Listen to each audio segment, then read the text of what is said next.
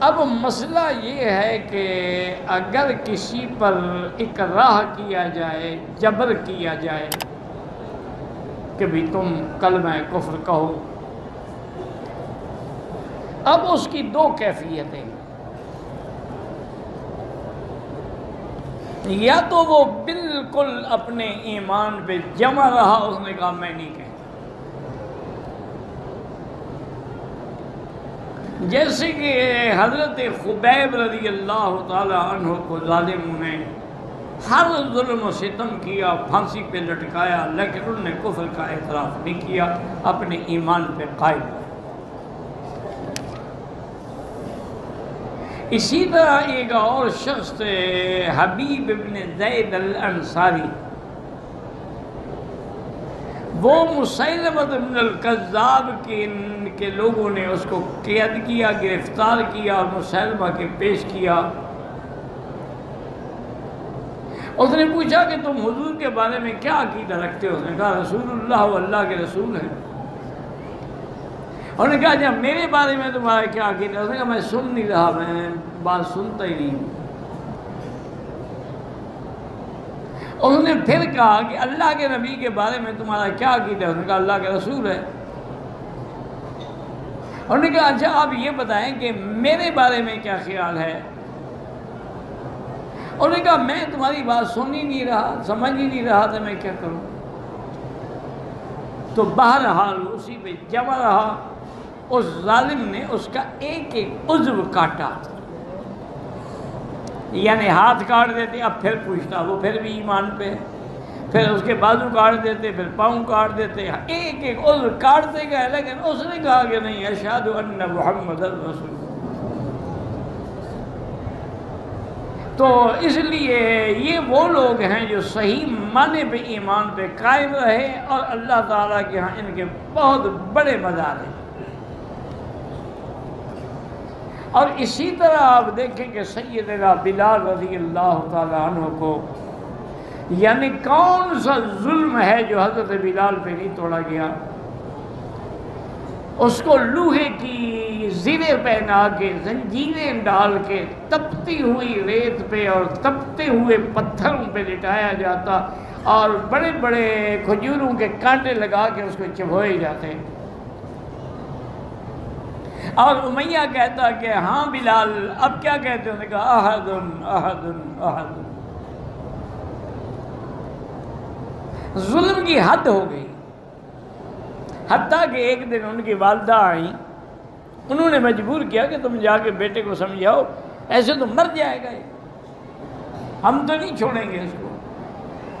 ہاں اگر یہ اللہ کی توحید چھوڑ دے اور حضور پر ایمان چھوڑ دے پھر ہم چھوڑ دیں گے۔ تو والدہ اس کے پاس آئی، اس کے ساتھ بیٹھی، وہ بیچارہ ظلم و ستم کی چکی میں پس رہا تھا، آہستہ آہستہ اس کے سر پہ ہاتھ پھیرتی رہی۔ اس نے آنکھیں کھولی، دیکھا کہ ماں بیٹھی ہے، تو اس نے کہا بلال بات سنو، میں بھی مسلمان ہو چکی ہوں، میں نے بھی حضور کا کلمہ پڑھا ہوا ہے، لیکن چھپایا ہوا ہے، تم کیوں یہ ظلم و ستم برداشت کرے؟ کہہ دو ظاہری طور پر، لیکن دل میں جمے رہو۔ تو حضرت بلال مسکرائے اور فرمایا کہ اماں جان آج مجھے یقین ہو گیا کہ مکہ کا کفر ہار گیا اور بلال جیت گیا۔ اس نے کہا کیا کہہ رہے ہو؟ اس نے کہا اگر کافروں میں طاقت ہوتی تو یہ سفارشی بنا کے بھیجتے۔ معنی یہ ہے کہ اب ظلم تھک چکا ہے، لیکن بلال نہیں تھکا۔ حضرت صدیق گزرے تو اس نے امیہ سے کہا کہ ظالم کیا ظلم کر رہے ہو، بیچ دو اس کو۔ اور نے کہا تمہارے پاس جو غلام ہے ایک رومی، اگر مجھے وہ بھی دے دو اور ایک اوقیہ سونا بھی دو پھر میں اس کو چھوڑنے کا، مجھے سودا منظور ہے، چھوڑ دو اس کو عذاب سے۔ حضرت ابو بکر نے اپنا غلام بھی دیا، ایک اوقیہ بھی دیا، اور حضرت بلال کو آزاد کرایا، اور آزاد کرانے بعد اس کو حضور کی خدمت میں وقف کر دیا۔ اسی طرح بی بی سمیہ جو ہیں ان پہ ظلم و ستم کے پہاڑ توڑے گئے۔ ایک عورت ہے، یعنی تاریخ میں آپ نے ایسا ظلم نہیں سنا ہوگا کہ ابو جہل نے 2 اونٹ منگوائے اور اونٹوں کو اس کے بی بی سمیہ کے پاؤں میں رسی باندھی، ادھر اونٹ کے گلے میں، ادھر رسی باندھی اونٹ کے گلے میں، اور اس نے ان کو کہا اونٹ کے سواروں کو کہ جب میں اشارہ کروں تو بیک وقت اونٹ دوڑا دینا۔ تو اس ظالم نے اشارہ کیا تو اونٹ دوڑایا تو بی بی ایسی چیری گئی ہے، پھر بھی اس کو رحم نہ آیا، اس نے شرمگاہ کے اندر نیزہ مار دیا، لیکن اس وقت بھی وہ کہتی رہی احد احد احد۔ یہ وہ لوگ ہیں جو عظیمت کے پہاڑ تھے، جنہوں نے ظلم کے بعد بھی یہ بات۔ اچھا خدا کی شان دیکھیں کہ عمار جو تھے نا جی، وہ پکڑے گئے، کافروں کے ہاتھ میں آ گئے۔ انہوں نے کہا دیکھو بات سنو، تم اگر حضور کے بارے میں کوئی توہین کا کلمہ کہہ دو تو پھر ہم چھوڑ دیں گے۔ اس نے کہا ٹھیک ہے میں کہتا ہوں۔ انہوں نے کہہ دیا، انہوں نے چھوڑ دیا۔ حضور کی خدمت میں آیا، حضور میں انہوں نے کہا یا حضور میرے دل میں تو ایمان تھا، میں نے جان چھڑانی تھی، کیا کرتا؟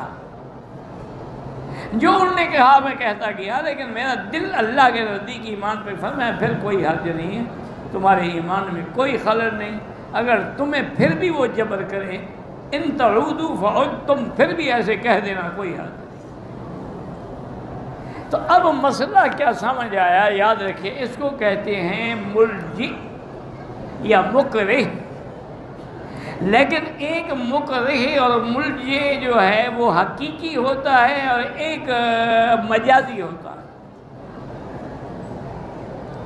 یعنی اس پر اتنا اکراہ ہے اور اس کو یہ بھی پتہ ہے کہ مجھے قتل کر سکتا ہے۔ اب ایک آدمی کے اندر اتنی طاقت نہیں ہے، وہ کسی کو ڈرا رہا ہے تو اسے ڈرنے کی کیا ضرورت ہے؟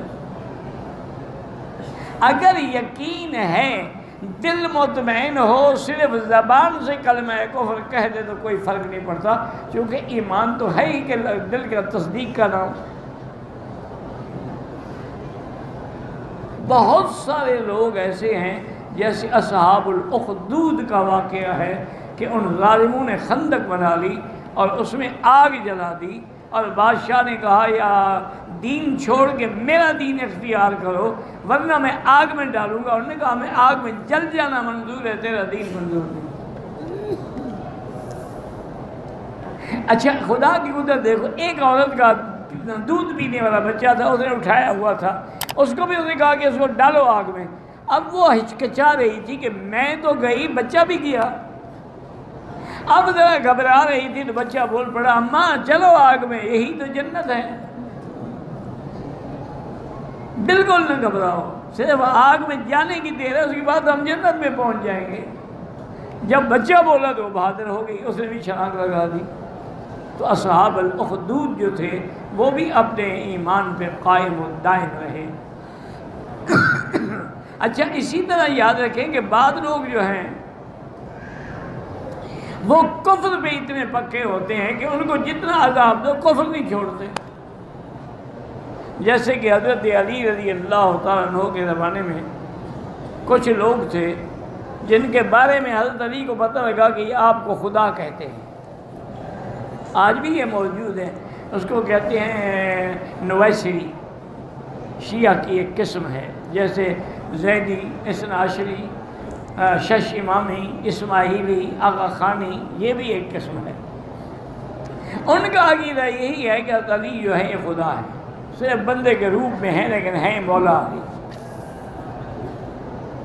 حضرت علی نے ان کو بلایا، فرمایا بھی میرے بارے میں کیا عقیدہ ہے؟ انہوں نے کہا جی آپ مولا ہیں، مشکل کشا، حاجت روا، آپ ہمارے خدا ہیں۔ انہوں نے کہا شرم کرو، میں اللہ کا بندہ ہوں، انسان ہوں، میری بیوی ہے، بچے ہیں، خدا کے بھی بچے ہوتے ہیں۔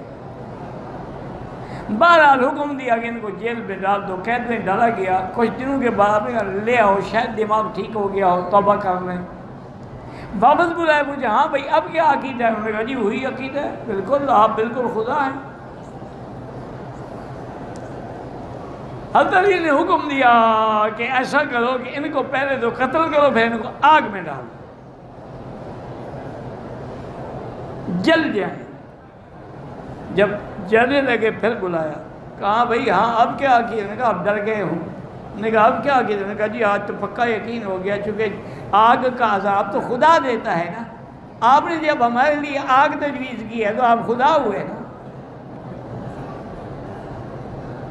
ایسے لوگ بھی دنیا کے اندر ہیں جو اپنے کفر پہ قائم رہتے ہیں، لاکھ ان کے لیے تشدد ہو کچھ ہو، لیکن بہرحال اللہ تبارک و تعالی ہر مسلمان کو شرک سے اور کفر سے بچائے اور ایمان پہ قائم و دائم رکھے۔ واللہ اعلم۔